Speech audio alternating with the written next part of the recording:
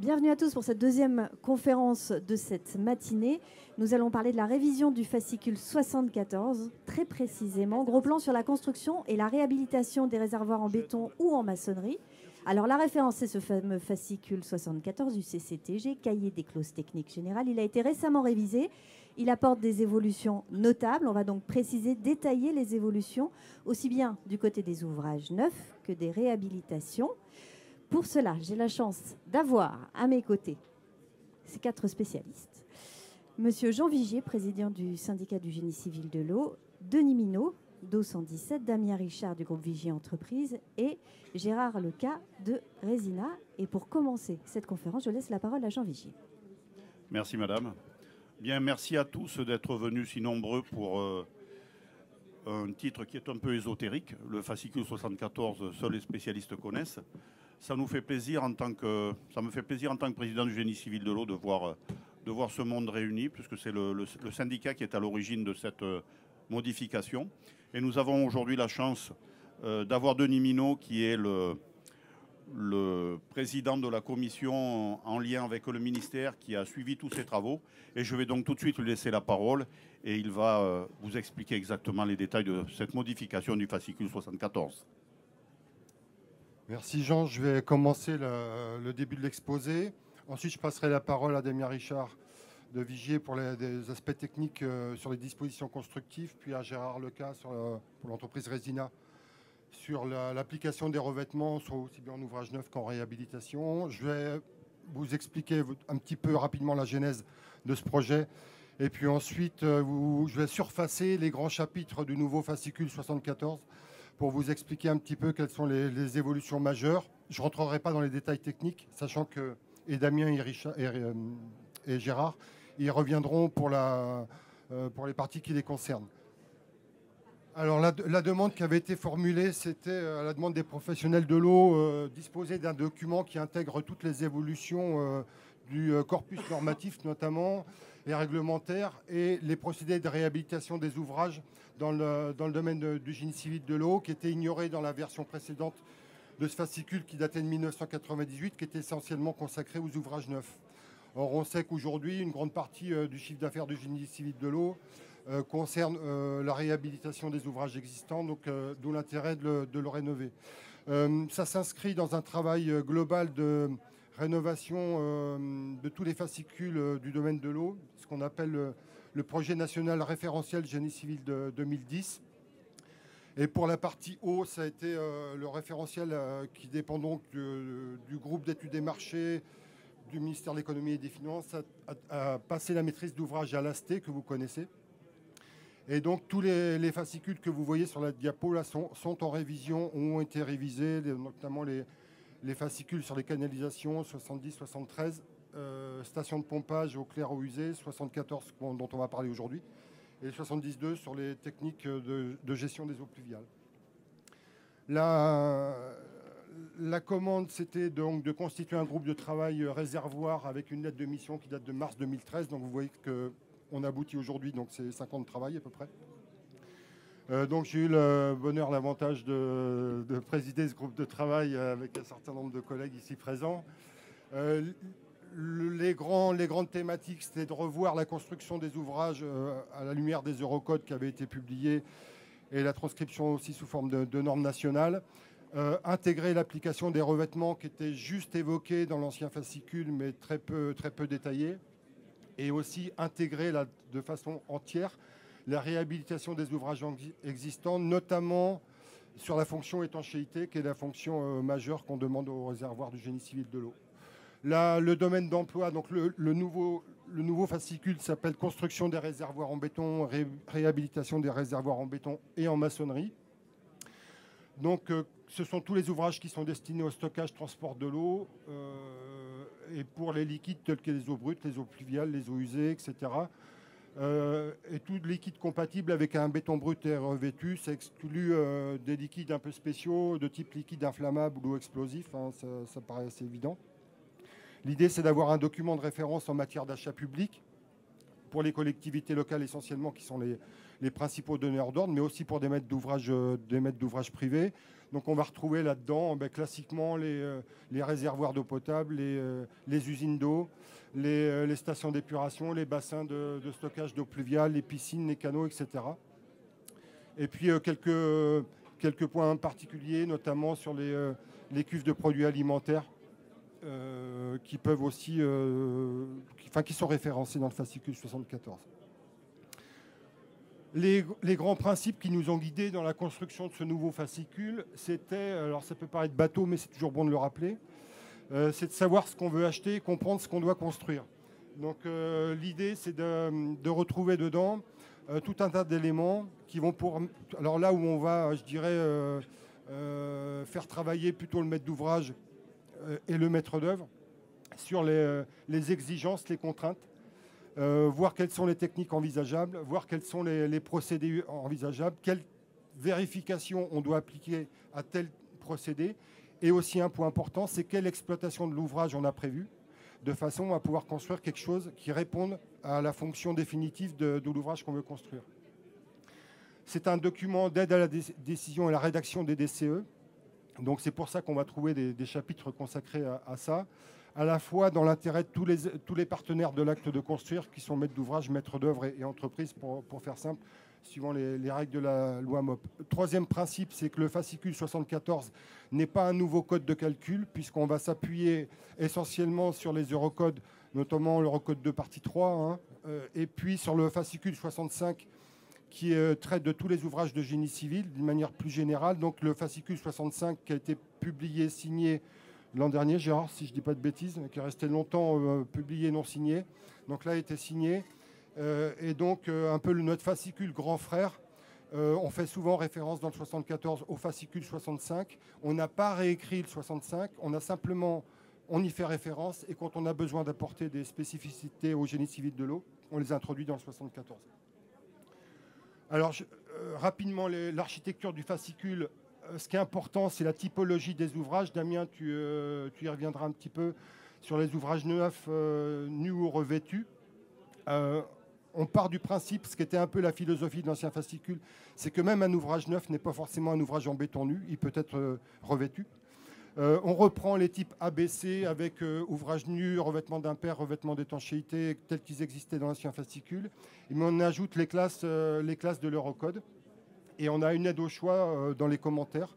Donc là, c'est un point important parce que c'est là où on doit comprendre ce qu'on veut acheter et le rapport qualité-prix qu'on veut mettre dans la construction de l'ouvrage.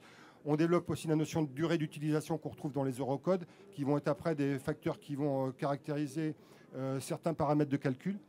Ça, c'est le chapitre de tête et on commence par comprendre et décider de ce qu'on veut construire. Ensuite, on reprend toutes les contraintes du projet, c'est ce que j'évoquais tout à l'heure, donc à renseigner par le maître d'œuvre. Donc vous trouverez beaucoup d'éléments où on fait simplement des rappels en disant le CCTP devra prévoir, etc. Donc là aussi, c'est pour dire le maître d'ouvrage et le maître d'œuvre, son maître d'œuvre éventuel, doivent donner un certain nombre d'informations pour qu'il n'y ait pas d'ambiguïté après, soit dans la réponse à la consultation, offre de base ou offre variante, dans la construction d'ouvrage et dans sa réception et dans son exploitation. L'idée, c'est de responsabiliser tous les intervenants, dont le donneur d'ordre. Donc là, on a prévu en annexe on a récapitulé en annexe une annexe 6, tous les éléments qui doivent être précisés dans le CCTP. Ça fait un peu une aide à la rédaction des DCE pour, si possible, ne rien oublier. Chapitre 3, on traite du management de la qualité. Donc ça fait référence à un document qui existe déjà, qui est publié, qui s'appelle, vous trouverez ça sur le site du ministère de l'économie et des finances notamment, guide d'harmonisation des clauses contractuelles relatives aux documents concernant le management de la qualité. Rien que la longueur du titre vous fait imaginer la complexité un peu de ce document.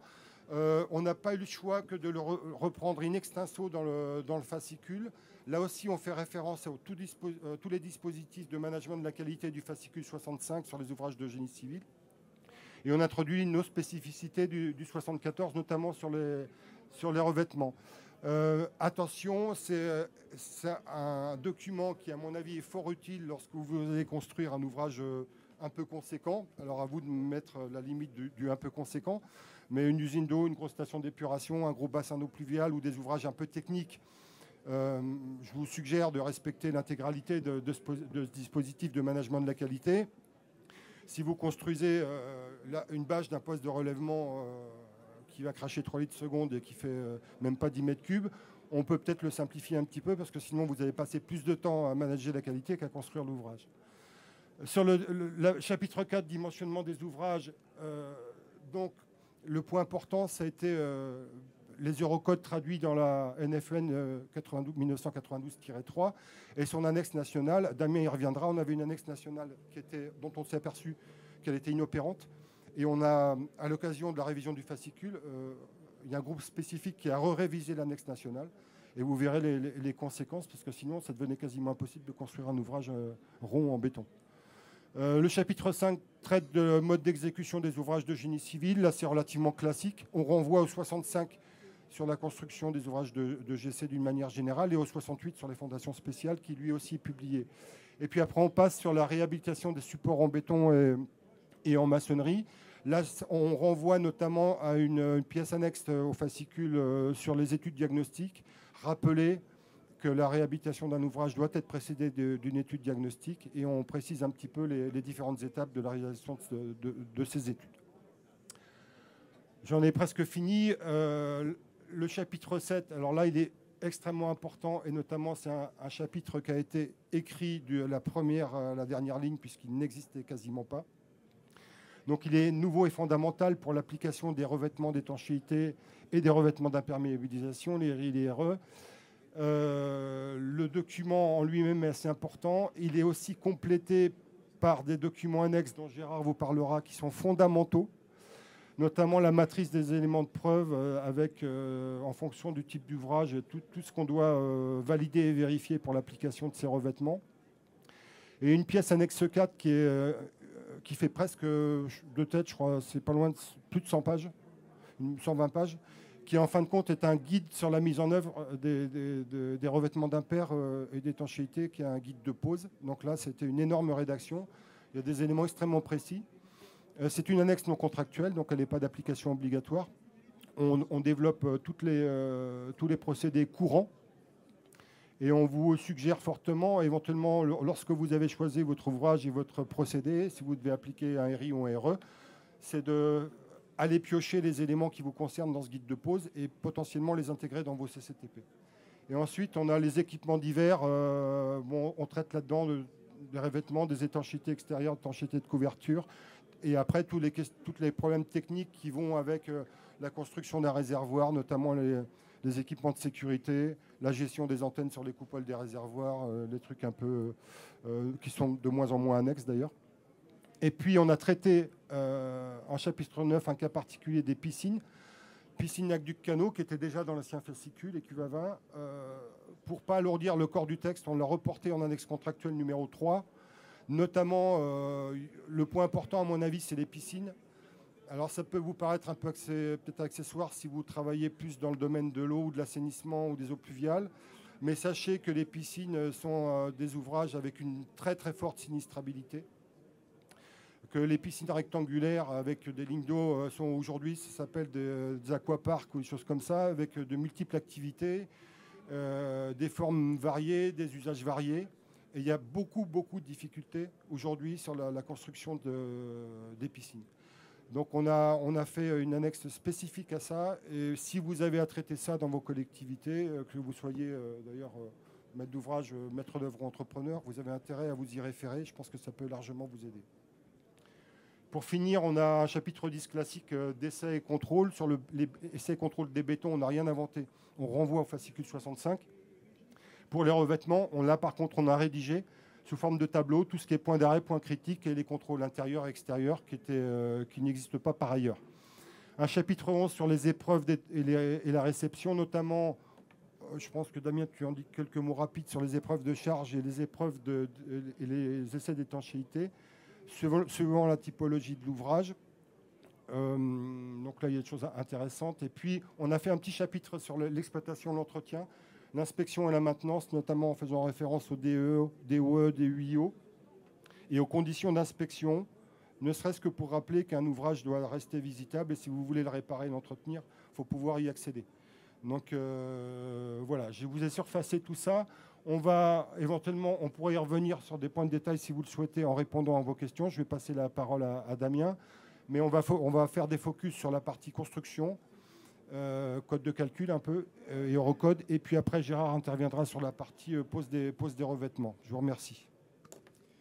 Merci Denis. Donc oui, moi je prends le relais sur, sur les évolutions relatives au dimensionnement et à la conception des ouvrages neufs.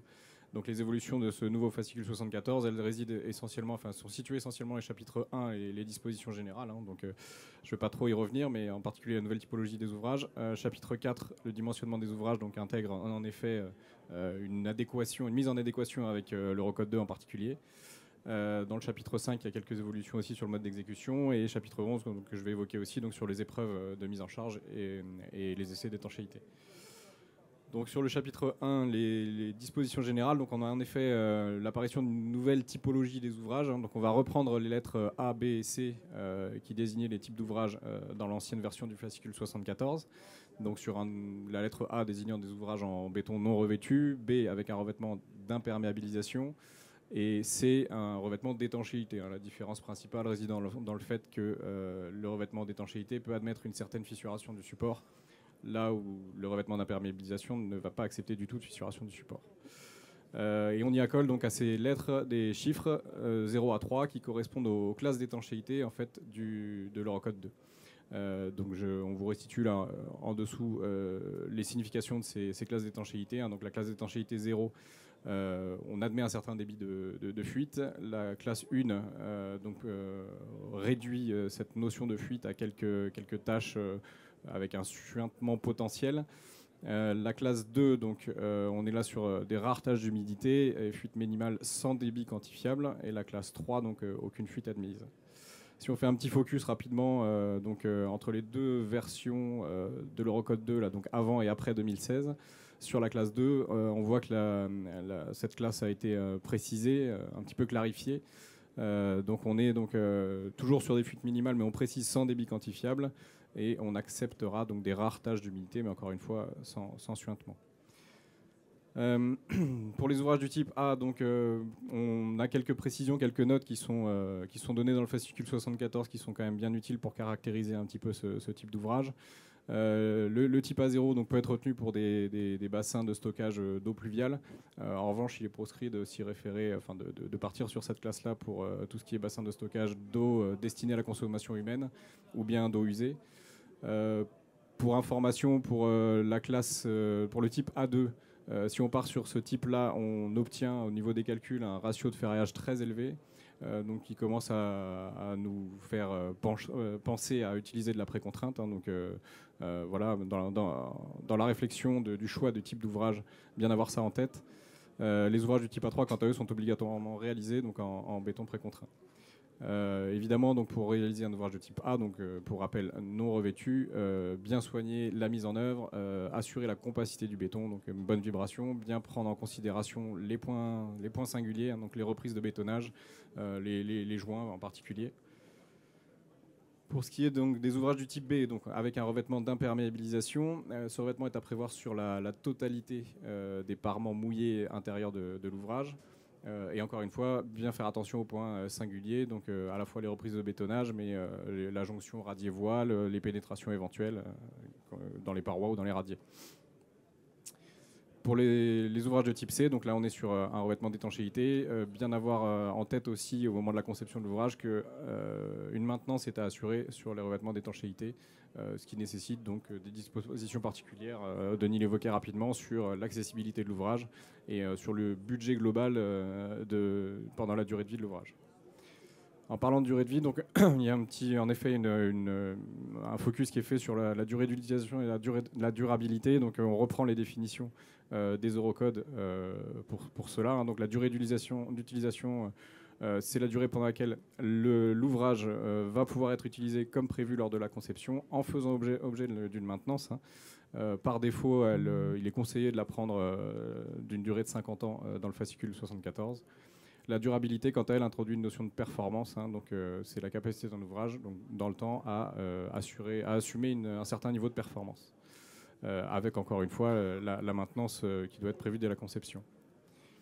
Au niveau des calculs, donc Denis le disait tout à l'heure, le fascicule 74 n'est pas un code de calcul. Hein, il donne quelques pistes et quelques prescriptions, mais ce n'est pas un code de calcul. On en a un qui existe déjà, c'est l'Eurocode. Néanmoins, les quelques consignes de calcul qui étaient données dans le fascicule 74 dans son ancienne version sont devenues obsolètes de par le fait de l'apparition de l'Eurocode 2. Cet Eurocode 2 donc, a évolué en 2016, a noté que, en se basant sur la version 2008, on obtenait donc des ratios d'acier qui étaient très conséquents dans nos ouvrages béton. Hein. On pouvait avoir des augmentations d'acier par rapport au fait de se baser sur le fascicule 74 qui augmentait de plus 40 à plus 100%. Donc évidemment, ça a motivé un petit peu tout le monde à essayer de réviser cette annexe nationale de l'Eurocode 2 pour revenir à des niveaux plus raisonnables. Dans ce chapitre 4, donc, on insiste sur l'importance de la bonne prescription et donc de la bonne définition des hypothèses de conception des ouvrages. Donc, je vais les balayer rapidement, mais évidemment, la classe d'exposition a son importance. Les charges d'exploitation doivent être définies de façon précise. Évidemment, bien définir en fonction du type d'ouvrage et de la zone dans laquelle on se situe tout ce qui est sollicitation due au vent, sollicitation due au séisme. Et une des sollicitations qui est prépondérante pour le dimensionnement des ouvrages des réservoirs béton, c'est le gradient de température, donc entre deux faces opposées d'une paroi. Le fascicule 74 oriente donc vers des valeurs à prendre par défaut pour un projet relativement classique. 20 degrés pour le gradient thermique, des charges sur plancher de 2 kN au mètre carré et des charges en toiture de 1 kN au mètre carré. Attention, bien avoir en tête ce sont des valeurs recommandées, mais à vous quand même de définir au niveau de votre ouvrage quelles vont être vraiment les circulations sur toiture, etc. pour affiner ces hypothèses d'entrée. On trouve aussi dans ce fascicule 74, donc en fait cette nouvelle version se réfère à la nouvelle annexe nationale de l'Eurocode de 2016. On voit que ça a une vraie influence sur le calcul des sections d'acier. Un élément dimensionnant est le calcul de la limitation de la largeur de fissure. Dans le cadre de dans la formule de ce calcul apparaît un terme lié aux déformations qui était minoré donc par ce terme-là de 0,6 sigma S sur ES qui disparaît dans la nouvelle version de l'Eurocode. Et donc ça nous permet d'avoir des ratios d'acier dans les ouvrages qui sont plus raisonnables. Encore une fois, c'est l'évolution essentielle de l'Eurocode 2. Cette limitation de largeur de fissure, elle dépend maintenant désormais de la pression hydrostatique. Hein, donc elle est définie par le rapport de la pression hydrostatique sur l'épaisseur de parement, comme vous pouvez le voir sur le graphe qui est à côté, pour la classe 1. Sachant que la classe 1 est définie comme étant la classe normale d'ouvrage par le fascicule 74. Pour ce qui est de la classe 2, donc les fissures traversantes sur les parois d'ouvrage ne seront pas autorisées et on limite cette largeur de fissure à 0,12 mm pour les faces en contact avec l'eau. À titre informatif, voilà un petit exemple de simulation qui avait pu être fait selon les différents codes de calcul, en particulier en calculant selon la version Eurocode 2 2008 et la version Eurocode 2 2016. Donc on peut par exemple essayer de comparer la courbe que vous voyez, la courbe pleine rouge, qui correspondait à un ouvrage de classe 2 selon l'ancienne version de l'Eurocode 2. Donc encore une fois, vous voyez que en ordonnée, vous avez la section d'acier qui est donnée. Donc on obtenait des sections d'acier assez élevées. Elle serait cette courbe à comparer à la courbe que vous voyez en pointillé bleu. Juste au-dessous, vous voyez qu'on arrive quand même à diminuer singulièrement notre section d'acier dans les parois en prenant en considération la nouvelle version de l'Eurocode 2. Pour ce qui est du chapitre 5, donc le mode d'exécution des ouvrages, rien de révolutionnaire. On renvoie évidemment au fascicule qui existe déjà, le fascicule 65 génie civil, le fascicule 68 travaux géotechniques.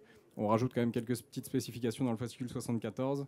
On précise bien évidemment que le remblai des ouvrages est à réaliser après les épreuves d'étanchéité. Ce remblai doit être progressif pour éviter donc des sollicitations défavorables, en couche régulière avec compactage régulier. On définit donc des qualités de parement béton qui vont dépendre du type d'ouvrage, donc en fonction du type A, B ou C. Il est indiqué qu'il n'est pas autorisé d'utiliser des granulats recyclés pour des réservoirs destinés au stockage d'eau à consommation humaine. Et on a aussi quelques dispositions relatives aux traversées de parois revêtues, mais ça, je pense que Gérard en parlera plus en détail. Des distances minimales à respecter entre la traversée de parois et le radier ou la paroi contiguë. Dans le chapitre 11, donc épreuve de réception, on a toujours le maintien de la différenciation entre l'épreuve de charge et l'essai d'étanchéité, avec évidemment la possibilité de réaliser ces deux essais, on va dire, de façon simultanée lors du premier remplissage. Le principe étant donc le remplissage de l'ouvrage jusqu'au niveau maximum admissible, ensuite une période de mise en charge, de maintien en eau et d'observation, et ensuite la vidange de l'ouvrage. Il est conseillé évidemment de réaliser le remplissage de l'ouvrage 28 jours après l'achèvement du génie civil, avec un remplissage donc, régulier. Généralement, on passe sur une hauteur d'un mètre de remplissage par jour. La durée de maintien en eau passe désormais à 7 jours. Et à noter qu'il est précisé que la fourniture de l'eau doit être à la charge du maître d'ouvrage. Donc ça, c'est quelque chose qui est aussi à prendre en considération au niveau budgétaire lors de la conception. L'épreuve de charge est concluante donc, lorsqu'il n'est pas constaté de désordre particulier préjudiciable à la structure. Et pour ce qui est de l'essai d'étanchéité, pour les ouvrages de type A, la méthode préférentielle vers laquelle on va essayer tant que possible de se diriger, c'est un constat visuel sur l'ensemble des parements qui sont accessibles et visibles de l'extérieur. Après, simplement se référer donc, au tableau que je vous ai présenté tout à l'heure en fonction des classes d'étanchéité. Par exemple, donc, la classe 1, on tolérera des tâches d'humidité avec un faible suintement. La classe 2, donc tâche d'humidité potentielle mais pas de suintement. Classe 3, donc aucune fuite ni tâche persistante autorisée.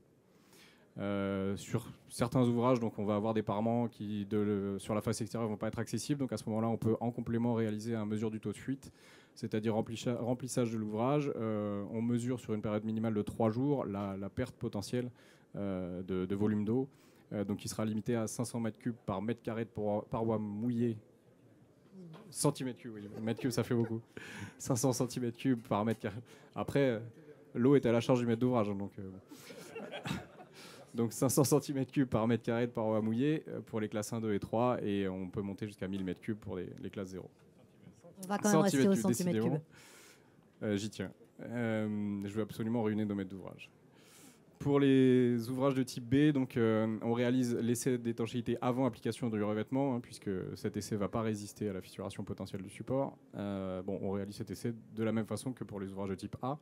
Pour les ouvrages de type C, on a ici 2 essais à réaliser, donc un avant l'application du revêtement et un après application du revêtement. Donc évidemment, cette disposition-là entraîne une augmentation du délai de réalisation des travaux, délai global de réalisation des travaux, et une augmentation du coût de l'opération aussi. Le deuxième essai doit être réalisé minimum 7 jours après l'achèvement de la pose du revêtement. Donc ici, on ne tolérera aucun défaut d'étanchéité visuelle. Il y a malgré tout la possibilité de ne pas réaliser le deuxième essai si le premier essai sur un ouvrage encore non revêtu donne satisfaction et conclut à une absence totale de fuite. Je vais laisser la parole à Gérard pour la réhabilitation des ouvrages. Merci. Donc je vais traiter de la partie nouvelle du fascicule 74, c'est-à-dire la réhabilitation des ouvrages. Alors elle a été évoquée dans le précédent, mais en annexe non contractuelle de manière un peu sommaire. Donc comme l'a dit Denis Minot, à l'heure actuelle, la construction d'ouvrages a notablement diminué. La France est un pays moderne et équipé, mais elle a un parc d'ouvrages, environ 30 000 ouvrages, qui, eux, ont besoin d'être entretenus régulièrement. D'où l'introduction dans le fascicule 74. Alors, on a d'abord clarifié un point qui était dans l'ancien fascicule à l'origine de pas mal de déboires, c'est la notion d'imperméabilisation et d'étanchéité. Vous pouvez avoir un ouvrage étanche avec un revêtement d'imperméabilisation si vous n'avez pas de fissuration. Mais un revêtement d'imperméabilisation ne vous assurera pas l'étanchéité d'un ouvrage. Donc là, il y a un distinguo très fort qui est fait entre un revêtement d'imperméabilisation, qu'on appelle ERI, qui est un écran intérieur adhérent à son support, pouvant en compléter l'étanchéité, mais ne résistant pas à la fissuration de ce support. Alors, on verra après que certains ERI peuvent avoir une légère résistance à la fissuration de quelques dixièmes, etc. Mais ça reste théorique. Sur le plan pratique, ça ne résiste pas à la fissuration. Un revêtement d'étanchéité, par contre, est un écran intérieur adhérent ou non au support, assurant seule l'étanchéité de l'ouvrage. Le revêtement doit pouvoir s'adapter aux légères déformations ou fissurations de l'ouvrage. Là aussi, on y reviendra tout à l'heure dans les cas concrets pour évoquer la limite des fissurations notamment. Alors, la réhabilitation commence par la préparation du support. Alors, on revient un peu sur les ouvrages neufs. Sur les ouvrages neufs, pas beaucoup de modifications. On a, compte tenu des pathologies rencontrées, introduit deux notions. La première, c'est un décapage minimum à 500 bars environ. C'est une donnée qui vous est fournie pour vous donner un cap. Vous pouvez exiger d'autres types de préparation. Alors pourquoi? Parce que les principales pathologies, comme on le voit sur la photo qui est à droite, ce sont des pathologies liées à une mauvaise préparation de surface. La laitance superficielle où les huiles de décoffrage sont laissées en place, elles s'opposent à l'adhérence du revêtement qui vient par la suite, et là forcément ça ne peut pas tenir. Donc on va demander un décapage de manière à éliminer ces huiles de décoffrage et cette laitance superficielle, qui du fait de sa surface spécifique nuit beaucoup à l'adhérence, et on vérifiera ces éléments en demandant un essai d'adhérence avec une contrainte de 1,5 mégapascal.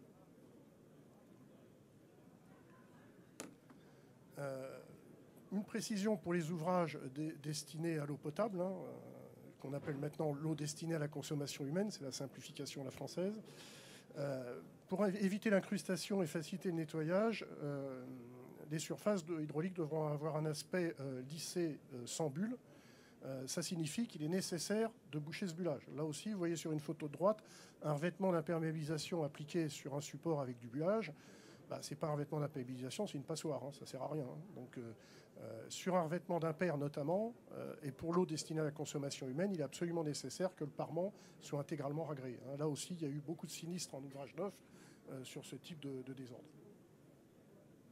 En ce qui concerne les ouvrages anciens, on a introduit un distinguo à l'heure actuelle sur les revêtements existants, puisque depuis les années 70, on réhabilite des réservoirs. Il y a eu des essais qui ont été faits avec différents produits. Même antérieurement aux années 70, il y avait des produits essentiellement bitumineux à l'époque qui étaient utilisés. Donc on a distingué à l'heure actuelle ce qui peut être conservé et ce qui ne le peut pas. Alors comment on définit ce qui peut être conservé et ce qui ne le peut pas? C'est tout ce qui ne pourrait plus passer les normes alimentaires à l'heure actuelle, c'est-à-dire tous les revêtements qui relarguent dans l'eau potable, doivent être éliminés. Donc on va retrouver principalement les bitumineux, les solventés, et puis les procédés exotiques, les cires, les différents revêtements comme ça, qui eux doivent être intégralement éliminés, quel que soit le type de revêtement, qu'il soit en adhérence, en semi-indépendance ou en indépendance. L'ancienne technique constituée à masquer les anciens revêtements et à les recouvrir n'est plus admise, puisque lorsqu'on passe les normes de potabilité, on passe sur l'ensemble du système, primaire, armature et finition. Si vous laissez un revêtement derrière, il faudrait le passer avec le revêtement, le primaire, l'armature, la finition. Et dans ce cas-là, ne passez pas le premier essai qu'on appelle le criblage fin, votre revêtement sera tout de suite éliminé. Donc il faut éliminer ces revêtements. Alors, quels revêtements peuvent être conservés? Essentiellement, tous les revêtements à base de ciment, mais c'était déjà le cas précédemment. C'était une norme admise, même si elle n'était pas écrite, mais tous les enduits à base de ciment, alors tous les ciments rigides, éventuellement les mortiers souples s'ils sont en bon état. Et les époxys adhérents, qui sont le cas le plus souvent rencontré à l'heure actuelle, lorsqu'également ils présentent un aspect satisfaisant. On doit également, après préparation de surface, avoir une contrainte d'adhérence minimum de 1 mégapascal. Alors, c'est un peu moins pour les ouvrages existants que les ouvrages neufs, donc 1 mégapascal pour les ouvrages existants. Concernant la fissuration, il faut bien comprendre qu'un revêtement d'étanchéité, ce n'est pas un système de renforcement de structure. Donc, la fissuration théorique sur les ouvrages neufs, à l'heure actuelle, elle est, je crois, si je ne dis pas de bêtises, 0,12-0,13 suivant le cas de figure. 0,12 pour le cas de figure. On a pris de la marge, on va jusqu'à 1 mm. Mais au-delà d'1 mm, il faut bien avoir conscience que vous avez là un problème de structure et qu'il faut d'abord résoudre ce problème-là avant de vous atteler au niveau de l'étanchéité. Donc ça, c'est le chapitre 7.1.12 sur les fissurations. Je l'ai mis en noir ce qui est du domaine contractuel et en bleu ce qu'on appelle le commentaire qui se trouve dans le fascicule. Le commentaire vous explique un peu la philosophie de l'article, mais il n'a pas de caractère obligatoire, il est indicatif. Donc dans le commentaire, il y a marqué la résistance à la fissuration des systèmes d'étanchéité correspondant à une ouverture de fissure inférieure ou égale à 1 mm. Ça correspond à ce qu'on appelle un comportement normal de fissuration dans un ouvrage existant hors renforcement. Donc à partir de ces éléments de traitement du support et de la fissuration, on a défini une typologie des revêtements. Alors, Cette typologie des revêtements retrouve les deux grandes familles. En haut, ce qu'on appelle les revêtements d'imperméabilisation, et en dessous, les revêtements d'étanchéité. Donc, sur les revêtements d'imperméabilisation, une catégorie qu'on appelle les RIS, les revêtements souples. Bon, ça correspond à ce qu'on appelait dans la profession les mortiers souples, qui ne sont que des mortiers d'imperméabilisation, donc qui ne résistent pas à la fissuration. Et ensuite, en dessous, alors, j'ai du mal à lire parce que je n'ai pas une bonne vue. Hop, et c'est fragile, les RIS, je crois. RIR, pardon, revêtements intérieurs rigides. On va trouver là tous les produits, les micromortiers à base de ciment rigide, c'est-à-dire sans souplesse donnée, les enduits traditionnels et les résines en imperméabilisation. En ce qui concerne les revêtements d'étanchéité, là, deux familles, les revêtements adhérents.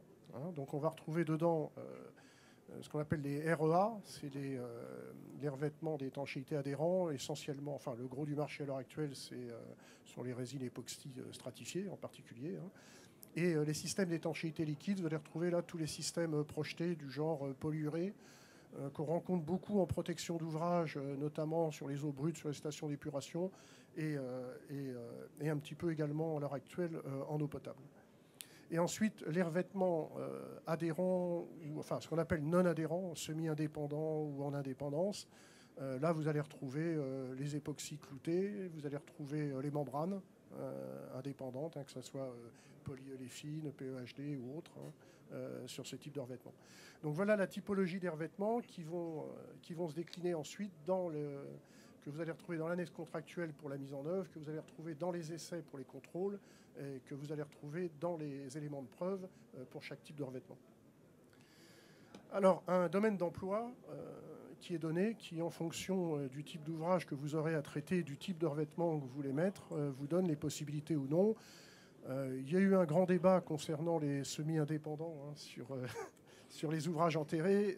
Ils sont déconseillés, pour une raison très simple, c'est qu'on est incapable sur la durée de vie de l'ouvrage de s'assurer de la maîtrise des sous-pressions, quelles que soient les méthodes qui peuvent être envisagées. Et il est préférable d'éviter de mettre des revêtements en semi-indépendance sur des ouvrages enterrés, parce qu'en cas de sous-pression, le revêtement va se décoller. Bien entendu, vous perdrez la garantie dans ce cas-là, et vous retrouvez avec un ouvrage dans lequel l'étanchéité est à refaire. Alors, la propriété des procédés, avant de définir la propriété des procédés, on a défini les différents points sur lesquels, les propriétés auxquelles ils devaient répondre. Ces propriétés sont au nombre de 16. Et ensuite, pour chaque propriété, on a défini un certain nombre d'éléments de preuve. Alors, c'est un peu fastidieux et laborieux, mais vous verrez que ça devrait théoriquement s'éclairer au fur et à mesure de la présentation. Donc, d'abord, les propriétés en général. Alors, les exigences générales... Attends, je vais me rapprocher parce que je vois absolument rien. On va changer de place. Ouais. Voilà, les exigences générales. Bon, d'abord, la résistance à la pression du liquide. Bon, ça paraît relativement évident. La résistance à la pression des gaz, ça concerne essentiellement certains ouvrages comme les digesteurs, dans lesquels on va devoir résister à la pression des gaz. La résistance à la fissuration, on en a parlé, donc essayez de retenir cette notion d'ouverture d'1 millimètre. La compatibilité avec le support, à savoir notamment en réhabilitation. Vous avez des ouvrages qui ont plusieurs décennies d'antériorité, qui ont fui pendant des décennies. Il ne faut pas se faire d'illusions, ce n'est pas parce que vous les videz pendant un mois que vous allez les sécher à cœur. Et comme on peut difficilement les mettre à l'étuve, il faut que les procédés tolèrent une certaine humidité du support. Compatibilité aux revêtements adhérents et aux équipements rapportés. Donc ça veut dire que si vous laissez le revêtement en place, il faut s'assurer que le revêtement que vous allez mettre par la suite soit compatible effectivement avec le revêtement existant. Et de la même manière qu'il soit compatible avec l'apport d'équipements, une échelle d'accès, d'autres éléments, que le procédé puisse intégrer ces éléments-là sans se dégrader. La conformité sanitaire, qui concerne essentiellement les eaux destinées à la consommation humaine. Les exigences relatives à la mise en œuvre, c'est la compatibilité du procédé à l'état du support, y compris donc les traitements de surface, les ragréages, les traitements de fissures, les différents éléments qui seront utilisés entre la préparation de surface et la mise en œuvre du revêtement. Donc s'assurer qu'il y a bien une compatibilité du procédé avec ces différents éléments. L'adaptabilité aux conditions de chantier, il faut que le procédé définisse son taux d'hygrométrie maximum, sa température minimum, un certain nombre de conditions d'application. La conformité aux conditions d'hygiène et de sécurité, bon ça c'est au travers de la FDS, qui fiche de données de sécurité, qui concerne essentiellement le personnel d'application et celui qui surveillera les travaux. La mise en service, c'est-à-dire qu'on donnera le délai nécessaire entre la fin du revêtement et la mise en service. Par défaut, elle est fixée à 7 jours. Ensuite, les exigences relatives à la durabilité, résistance à la fatigue, remplissage, vidange, etc. Au cours de la vie de l'ouvrage. Résistance aux agents agressifs. On va trouver dans les agents agressifs le chlore. On sait très bien qu'avec Vigipirate, on a renforcé les taux de chlore. C'est pas dit que demain, il n'y a pas de nouvelles contraintes qui arrivent. Donc il faut s'assurer de la résistance chimique du revêtement que vous mettrez en place. Alors, c'est un point délicat qui est évoqué dans le fascicule 74. Au moment de la construction, de la réhabilitation de votre ouvrage, si vous prévoyez une durée de vie d'utilisation du revêtement, on travaille là-dessus. Donc sur le revêtement d'étanchéité, on fixera sans doute entre 20 et 25 ans la durée de vie d'un revêtement d'étanchéité. Il faut aussi que vous anticipiez vos évolutions sur 20 ou 25 ans dans le domaine du possible. C'est-à-dire que si vous prenez une résistance chimique très basse, il est bien évident que si par la suite vous renforcez vos taux de chlore ou d'autres choses comme ça, vous pourrez avoir des problèmes sur la durée de vie de vos revêtements. La tenue à l'environnement extérieur, c'est essentiellement le gel, les UV pour les revêtements extérieurs, parce qu'il y a certains bassins ouverts et des choses comme ça, toutes les contraintes qui relèvent des applications en bordure de mer avec des taux de chlorure importants ou des choses comme ça. P14, adaptabilité aux conditions d'entretien de l'ouvrage en service. Alors c'est essentiellement des tests sur les acides de nettoyage. Vous utilisez tous maintenant des produits prédosés pour désincruster, nettoyer vos réservoirs. Il ne faut pas que ça attaque les revêtements. Donc il s'agit que le revêtement soit testé par rapport à ces produits dans des conditions normales d'utilisation, bien entendu, de manière à vérifier que cet entretien ne dégradera pas les revêtements. Et enfin, les résistances aux sollicitations d'exploitation. Bon, ça, c'est les sollicitations habituelles, vidange, remplissage, avec un débit plus ou moins rapide, débit de transit, etc. Et enfin, l'aptitude à la réparation, c'est-à-dire qu'il faut que le procédé soit réparable dans le temps. On a connu certaines pathologies avec des bâches. Les premières bâches qui avaient été mises sur le marché, au contact du chlore par la suite, n'étaient plus soudables. C'est-à-dire qu'on ne pouvait plus les réparer. Donc c'était un peu gênant. Donc voilà, donc tous ces éléments-là, ces exigences qui sont communes à l'ensemble des procédés, sont ensuite déclinés au travers de ce qu'on appelle les éléments de preuve, qui sont l'annexe 2 contractuelle, c'est-à-dire qu'elle est obligatoire. Alors, c'est une annexe qui est un peu à la fois simple, complexe, parce que c'est un tableau qui recense, à l'heure actuelle, on avait parlé d'une centaine d'essais, mais je crois qu'on est arrivé à 130. Il y a 130 essais, alors bien entendu, chaque procédé n'a pas 130 essais à faire pour satisfaire au fascicule. La première chose sur la droite, alors on essaiera de le présenter sur le site du Génie civil de l'eau et peut-être sur le site de l'ASTE sous forme d'un tableur Excel sur lequel vous pourrez cliquer. C'est-à-dire que voilà, sur le clic 1, vous allez choisir le type d'ouvrage que vous ferez. Est-ce que c'est une piscine? Est-ce que c'est un réservoir d'eau potable? Est-ce que c'est une steppe? Voilà, ça, c'est le premier choix. Le deuxième choix, vous allez choisir le type de procédé que vous voulez. Est-ce que vous voulez un revêtement d'impair? Est-ce que vous voulez un revêtement d'étanchéité? Est-ce que vous voulez un revêtement, un système d'étanchéité liquide, un système époxy adhérent? Vous choisissez. En fonction de ces deux éléments, le type d'ouvrage et le type de procédé que vous allez choisir, vous avez dans la colonne de gauche les exigences du procédé. On retrouve les P1, résistance à la pression du liquide, par exemple.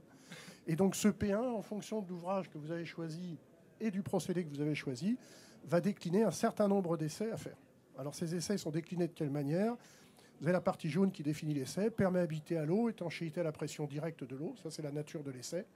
De quelle manière il va être effectué cet essai? La méthode d'essai, suivant la NFP 18855, qui est une norme d'essai sur ce point. Quel est le résultat visé? Étanche 1 mégapascal. Alors, on s'est inspiré dans ce tableau des éléments de preuve du marquage CE. Vous connaissez le marquage CE. Lorsque vous avez un produit qui est marqué CE, en fait, c'est un produit qui a satisfait un certain nombre d'essais. Donc, il a satisfait à toute une liste d'essais. Et s'il satisfait à toute cette liste d'essais, il bénéficie d'un marquage CE. Donc on a fait le même principe sur les procédés de manière à ce que ça soit simple. C'est-à-dire que voilà, le procédé va faire les tests et va valider sous ces tests. Alors, un point sur ces éléments de procédé. De la même manière que le marquage CE, il n'y a aucune obligation, et je dirais la commission et le syndicat ne le souhaitaient pas non plus, à ce que ces essais soient faits auprès de laboratoires extérieurs. Tout simplement pour des problèmes de coût. Lorsque vous avez 60 essais qui coûtent en moyenne 2 000 € pièce, ça peut être extrêmement pénalisant pour les fournisseurs et pour vous-même, parce qu'à ce moment-là, ça restreint le marché. Un certain nombre de fournisseurs ne feront plus la démarche. Donc, il est tout à fait admis que ces essais soient faits en interne chez les fabricants. Hein. Sachant que lors d'un marquage comme ça, il est bien évident que ça engage le fabricant. C'est-à-dire que si par la suite il y a un sinistre et qu'il y a un contrôle, s'il n'a pas satisfait au essai, sa responsabilité pleine et entière est engagée. Hein. Après, il appartient à certains fabricants qui ne sont pas outillés de les faire à l'extérieur. Mais l'idée, c'est d'essayer, la plupart des fabricants sérieux à l'heure actuelle, avant d'envoyer à un labo extérieur, le test d'abord en interne, pour savoir si ça passe. Hein. Donc voilà. Donc l'idée, c'est ça. On est sur un type marque cachée. Pardon ? Je vais accélérer. Bon, il paraît qu'il faut que j'accélère. Mise en œuvre des revêtements. Annexe non contractuelle. Alors pourquoi les non contractuels ? Tout simplement parce qu'on est rentré assez dans le détail de la mise en œuvre des revêtements par rapport à ce qu'on connaît du marché de l'art à l'heure actuelle, hein, c'est-à-dire de la pratique des 10 dernières années. Il est bien évident que compte tenu de la durée de vie du fascicule, on sait qu'il y aura des évolutions. Donc c'est non contractuel, c'est-à-dire que c'est pas, vous pouvez vous le rendre contractuel dans le CCTP, mais c'est susceptible d'évoluer dans le temps, ce qui est normal. Hein. Je veux dire, sur 25 ans, ça évoluera certainement. Alors, on traite de la préparation des supports, du traitement des fissures et des points singuliers avec des schémas. Je vais vous en montrer 2 ou 3, de la mise en œuvre et du contrôle. Voilà, les schémas que vous retrouverez là, voilà, des traversées de parois, des remontées de revêtement minimales, des choses comme ça. Je ne rentre pas dans le détail. L'annexe est très lourde, mais en fait, elle est très lourde parce qu'elle reprend chaque procédé dans le détail. Donc, quand vous aurez, par exemple, choisi un REA, dans l'annexe, vous n'aurez que 10 pages sur le REA. Hein, pas plus. Un mot sur ce qu'on appelle le chapitre des équipements. Hein, c'est tout ce qui concerne les autres parties d'ouvrage, hein, le ravalement, la couverture, les serrureries et tout ça. Bon, on a retravaillé tous ces éléments-là. Alors, quelques mots sur les ravalements. Donc, on a redonné un tableau synoptique des différentes normes qui correspondent à l'application courante, hein, de ce type de revêtement. On déconseille les I4, hein, notamment sur les cuves ou sur les réservoirs, hein, compte tenu du fait qu'on fait... la philosophie, c'est que si vous faites l'étanchéité sur une face, il faut faire l'impair sur l'autre face. Hein, sinon, vous aurez des problèmes de cloquage. Le revêtement le moins solide, parce que les revêtements d'étanchéité ont tendance à bloquer les transferts de vapeur d'eau ou à limiter leur débit. Et donc, dans ce cas-là, vous faites cloquer le revêtement le plus faible. Hein. Donc, faites attention, étanchéité sur une face, impair sur l'autre. Hein. Donc, je ne rentre pas dans le détail. Ce qui est recommandé, c'est les I3, mais là aussi, on est dans le domaine du commentaire, donc vous pouvez fixer les règles que vous voulez dans ce domaine-là. Les étanchéités de couverture, on ne rentre pas dans le détail non plus. Hein, les feuilles bitumées classiques, hein, les élastomères bitumes à l'heure actuelle, l'étanchéité liquide, les SEL, ou les membranes synthétiques, hein, sont les grandes familles qui sont utilisées. À noter qu'il est conseillé dans la rénovation d'ouvrage de traiter la sous-face, hein, tout simplement pour limiter l'absorption capillaire et la tension de vapeur d'eau dans la paroi béton. En ce qui concerne l'isolation thermique en couverture, on n'est pas sur une isolation du type logement, c'est-à-dire qu'on ne cherche pas du tout à préserver les calories à l'intérieur du réservoir, c'est l'inverse. Hein. On cherche surtout à brider la dilatation de la coupole. Donc le coefficient R n'a pas une importance phénoménale, ce n'est pas la peine de l'augmenter, il suffit simplement que ça bride la dilatation de la coupole. Hein, parce que quand vous avez une paroi qui est refroidie avec de l'eau qui est en général entre 12 et 15 degrés, et que vous avez une coupole qui, sous l'effet du soleil, supporte 30 degrés, il est bien évident que ça peut engendrer un certain nombre de contraintes. Le fait de faire une isolation, vous allez brider ces déformations. En ce qui concerne les équipements, je ne rentre pas dans le détail. Il y a un chapitre aération, il faut y faire attention, surtout à l'heure actuelle avec la surchloration, parce que qui dit surchloration dit dégazage, et qui dit dégazage dit concentration de chlore dans l'atmosphère du réservoir. Et si vous n'avez pas une ventilation suffisante, ça peut provoquer des problèmes de corrosion, y compris sur l'inox. Hein. Je rappelle que l'acier inoxydable, c'est la plus grande escroquerie du siècle. Hein. L'acier inoxydable s'oxyde. Voilà. Et en ce qui concerne les accès... Et le béton fissure. En ce qui concerne les accès, on a également clarifié, il n'y avait pas de normes précises là-dessus, enfin il y en a 2, il y a les NF E85 et d'autres qui sont les normes ISO d'accessibilité aux machines qui ne donnent pas la même chose suivant les cas. Par défaut, on utilisera donc les normes EFEN 85. L'alarme et la surveillance, bon ça c'est assez nouveau, hein, compte tenu de Vigipirate, hein, donc quelques mots sur l'alarme et la surveillance, hein, les différents dispositifs que vous pouvez mettre en place, etc. Pardon. Chapitre 9, cas particulier, je ne vais pas rentrer dans le détail là-dessus, ça concerne essentiellement les cuves à vin pour des raisons historiques, que je ne préciserai pas ici. les piscines.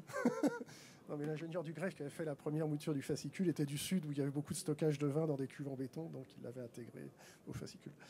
Les piscines, hein, qui, comme vous l'a dit Denis Minot, sont la source de beaucoup de pathologies, et les canaux. Alors, le contrôle, je vais passer rapidement sur le contrôle.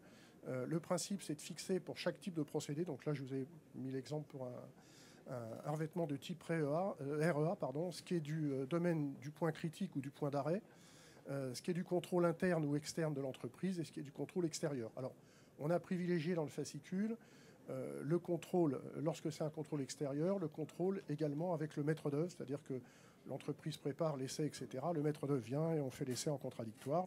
Vous pouvez le faire également en extérieur, hein, par des labos spécialisés, mais pensez quand même à intégrer à ce moment-là dans vos plannings et dans vos délais ces délais-là, parce que c'est souvent une source de problème lorsqu'on attend le résultat d'un essai extérieur, alors qu'il peut être fait très rapidement en interne. Alors, je ne vais pas rentrer dans le détail des essais, hein, je vais passer rapidement, mais voilà, on essaie d'identifier, on met un certain nombre de points, qui doit faire quoi, sous quelle manière, quelles sont les valeurs à obtenir, etc. Alors, un point quand même concernant les essais destructifs, il n'est pas les revêtements destructifs en fin de travaux sont déconseillés. Hein. Un certain nombre d'ouvrages ont fait l'objet de ce type d'essai destructif, c'est-à-dire qu'on fait par exemple le revêtement d'étanchéité complet, et puis on vient en arracher 4 ou 5 trous, on répare rapidement, et puis on remet en service. Bon, c'est pas très rationnel, hein, compte tenu des délais, des conditions d'hygrométrie et de température. Aller fragiliser un revêtement terminé, c'est pas nécessaire. Si vous avez un doute, pour une raison ou pour une autre concernant le revêtement, il est préconisé plutôt ce qu'on appelle un essai de convenance, c'est-à-dire qu'en début de revêtement, vous faites une zone et vous faites des essais sur cette zone-là, hein, ce qui permet de la reprendre intégralement avant la fin de la mise en œuvre de l'ensemble des revêtements. Maintenant, faire des essais de convenance sur des revêtements qui sont mis en place depuis 10 ans, il y a des fois on se pose des questions. Hein. Je pense que pour un procédé neuf, l'essai de convenance est intéressant. Pour des procédés qui sont utilisés de manière récurrente, franchement, ça n'apporte pas grand-chose, mais ce n'est qu'un point de vue personnel. Voilà, épreuve et réception, donc cas de réhabilitation d'un ouvrage. Là, il y a un cas spécifique sur la réhabilitation, hein, il y a un remplissage unique. Les constats visuels et tout de suite sont les mêmes que ceux qui vous ont été indiqués pour les ouvrages de génie civil. Enfin, je terminerai sur un petit chapitre sur l'incidence des délais. Ça, c'est l'expérience d'entrepreneur. Hein. Il m'est arrivé une fois d'avoir un délai d'1 mois pour faire l'étanchéité et remettre en ouvrage le service. Et en suivant le fascicule 74, j'avais un mois d'essai. Donc, il ne me restait rien pour les travaux. Donc, je vous l'ai fait sous forme de tableau concernant les exigences actuelles du fascicule. Séchage avant mise en œuvre du revêtement, 7 jours. Hein. Remplissage, 1 mètre par jour. Là, j'ai pris l'exemple d'une cuve de 6 mètres de haut. Ça nécessite 6 jours. Ensuite, on maintient pendant 7 jours l'étanchéité, hein, pour voir si le niveau ne baisse pas ou quoi. Alors, ce délai, il est par défaut de 7 jours, vous pouvez le minorer. Lorsque vous avez un revêtement, il n'y a pas d'utilité d'attendre 7 jours. Dans l'ancien fascicule, on attendait un certain nombre de jours parce que les ouvrages étaient non revêtus et on attendait que le béton s'imprègne d'eau avant de faire la mesure. Parce que sinon, effectivement, vous pouvez mesurer une baisse d'eau mais qui était absorbée par le support. Dans le cas d'un revêtement qui n'absorbe pas d'eau, il n'y a pas nécessité d'attendre une absorption quelconque. Vous pouvez le réduire à 3 jours. Hein. Bon. Mesure du taux de fuite, lorsque le constat visuel n'est pas possible, c'est-à-dire sur un ouvrage enterré ou partiellement enterré, il faut rajouter 3 jours. Ensuite, il faut vidanger l'ouvrage, donc on va compter 2 jours pour le vidanger, le désinfecter, faire un deuxième remplissage. Hein. Dans le cas où vous attendez un délai assez long, c'est-à-dire remplissage d'1 mètre par jour et 7 jours d'attente, il est bien évident que vous ne pouvez pas réutiliser cette eau. Alors à tourner d'ici là, et donc il faut vidanger, stériliser, nettoyer, remettre en service. Hein. Le deuxième remplissage peut être un peu plus rapide. Hein. Ce qu'on craint sur les ouvrages neufs, c'est que première mise en œuvre d'un ouvrage neuf, il y a le tassement des fondations, il y a l'absorption, il y a un certain nombre de déformations. Sur des ouvrages anciens, on n'a pas ce problème-là. Les fondations sont tassées depuis très longtemps. Hein. Je veux dire, le deuxième remplissage, ce qu'on craint essentiellement, c'est le choc thermique. Hein. C'est-à-dire que le premier remplissage, lorsqu'un ouvrage a été vide pendant 2-3 mois, les parois sont mises à température ambiante. Si on apporte de l'eau à 12-15 degrés en plein été, effectivement, il faut remplir lentement pour éviter le choc thermique. Le deuxième remplissage, lui, peut se faire plus rapidement. Il y a ensuite l'analyse, avec un délai en général de 3 jours, puisque j'appelle l'incidence du week-end sur les délais. Hein, ce qui m'est arrivé une fois de dire à une compagnie des eaux, vous pouvez remettre en eau samedi, et ils m'ont dit lundi. On ne travaille pas le samedi dimanche. Voilà. Donc voilà. Donc en gros, en faisant sur un schéma assez simple, ici, vous avez un délai de 30 jours. Alors, tenez-en compte dans vos CCTP, parce que c'est souvent un problème. Les discussions qu'il y a eu sur les délais, c'est que que ce soit sur un ouvrage neuf ou sur une réhabilitation, en général, la durée de vie des revêtements, c'est entre 20 et 25 ans. On peut perdre un mois sur 25 ans, c'est pas fondamental. Hein, voilà. Donc moi j'en ai fini avec ma présentation. Je repasse la parole à Denis pour la conclusion peut-être. Non. On va peut-être laisser les questions plutôt. Merci beaucoup messieurs pour cette présentation très complète. Est-ce qu'il y a des questions?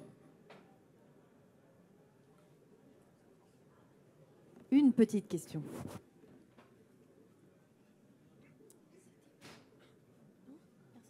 Non. Si, regardez dans le fond, le monsieur.